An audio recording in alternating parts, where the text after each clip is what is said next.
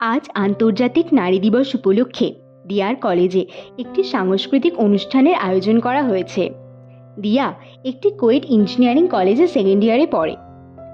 আন্তর্জাতিক নারী দিবস উপলক্ষে সে তার ফেসবুক থেকে ইনস্টাগ্রাম বা হোয়াটসঅ্যাপে স্ট্যাটাস এই নানা নারী কেন্দ্রিক পোস্ট শেয়ার করে চলেছে। আর করবে নাই বা কেন, আজ যে তাদেরই দিন। সে তার সহপাঠী সমস্ত ছেলেদের বলেছে আজ ক্লাসের সমস্ত মেয়েকে ট্রিট দিতে। যাই হোক, 12টা নাগাদ সাংস্কৃতিক অনুষ্ঠানটি শুরু হলো। অনুষ্ঠানটিতে কলেজের শুধুমাত্র শিক্ষিকা বা ছাত্রীরাই অংশগ্রহণ করেছে, কোনো শিক্ষক বা ছাত্র অংশ নেননি। আর এটি হলো অনুষ্ঠানটির বৈশিষ্ট্য। যদিও তারা সবাই আমন্ত্রিত এই অনুষ্ঠানটি দেখার জন্য। সমবেত সঙ্গীত দিয়ে অনুষ্ঠানটি শুরু হওয়ার পর 50 ঊর্ধ্বা মনীষাদি যেই তার পছন্দের রবীন্দ্রসঙ্গীতটি গাইতে আরম্ভ করলেন, তখনই তার কণ্ঠ শুনে দিয়া ও তার বান্ধবীরা নিজেদের হাসি চেপে রাখতে পারল না। অনেক ছাত্রছাত্রী ওই গান শুনে হাসলেও কিছু ছাত্রছাত্রী এমনও ছিলেন যারা একদম হাসেনি, বরং গান শেষে দাঁড়িয়ে হাততালি দিয়ে মনীষাদিকে অ্যাপ্রিসিয়েট করেছে।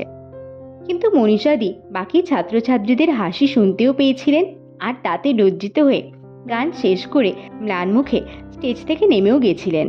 এরপরে ওই কলেজের ভিসি প্রতিমা দেবী স্টেজে উঠলেন কিছু বলার জন্য। প্রতিমা দেবী অক্সফোর্ড থেকে গ্র্যাজুয়েশন কমপ্লিট করেছেন, 5 বছর আছেন এই কলেজের ভিসি হিসেবে। ওনার পরিমার্জিত ভাষা শুনেই ওনার অপরিসীম জ্ঞানের উপলব্ধি করা গেলেও তিনি তার নিজের ছাত্রছাত্রী বা কলিগদের সাথে খুবই বন্ধুর মতো মিশতে ভালোবাসতেন।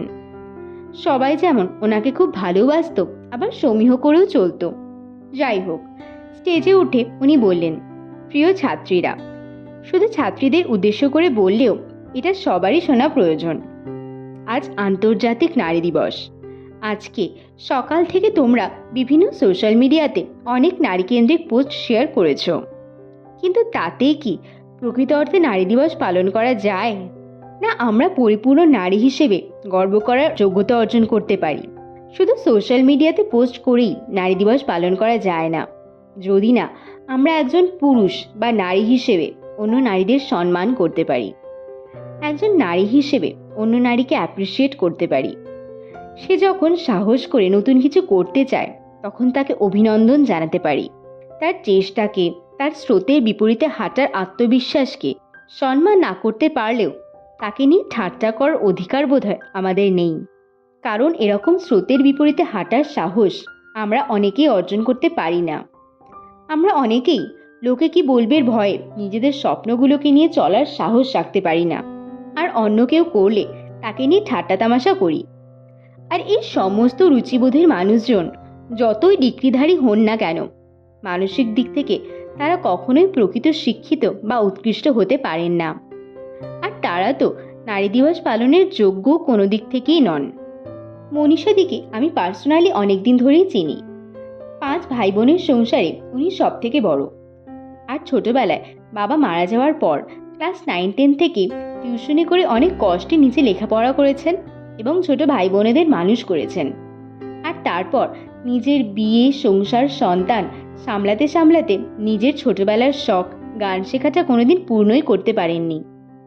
2 বছর আগে আমি এই বিষয়টি জানতে পারি এবং ওনাকে একরকম জোর করে একটি গানের স্কুলে ভর্তি করে দিই। উনি বারবার বলেছিলেন লোকে কি বলবে এই বুড়ো বয়সে গান শিখলে। তখন আমিও ওনাকে বলি, শেখার কি সত্যি কোনো বয়স হয়? আর সারা জীবন তো লোক আর পরিবারের কথা ভেবে নিজের ইচ্ছেগুলোকে দমিয়েই গেলে। একবার একটু নিজের জন্য নতুন কিছু শিখেই দেখো না, নিজের জন্য একটু বেঁচেই দেখো না, ভালোই লাগবে। আমার কথা শুনে মনীষাদি আর না করেননি। আর আজকের অনুষ্ঠানেও উনি কিছুতেই প্রথমে গাইতে রাজি ছিলেন না। আমি এক প্রকার জোর করে রাজি করাই। ভেবেছিলাম ওনাকে দেখে আমার সকল ছাত্রছাত্রীরা অনুপ্রাণিত হবে, তারা নিজেদের স্বপ্নগুলোর জন্য লড়াই করতে শিখবে। কিন্তু দেখলাম আধুনিক যুগে দাঁড়িয়ে আমরা যতই স্মার্টফোন ইউজ করি না কেন আর সোশ্যাল মিডিয়াতে নিজেদের আধুনিক মনস্ক দেখাতে চাই না কেন, প্রকৃত অর্থে আমরা এতটুকু স্মার্ট বা আধুনিক হতে পারিনি। একজন প্রৌঢ়ার ভোকাল কর্ড আর একজন ইয়াং লেডির ভোকাল কর্ডের মধ্যে অনেক ডিফারেন্স থাকে। তাই একজন কম বয়সী মেয়ের গলার স্বর যতটা মধুর হতে পারে, 50 ঊর্ধ্ব প্রৌঢ়ার গলার স্বর ততটাই ভারী হয়, আর এটাই স্বাভাবিক। আর এর আগে মনীষাদি কখনোই গান শেখেননি বা গান করেননি। এটি তার প্রথম গান শেখা বা মঞ্চে গান গাওয়া।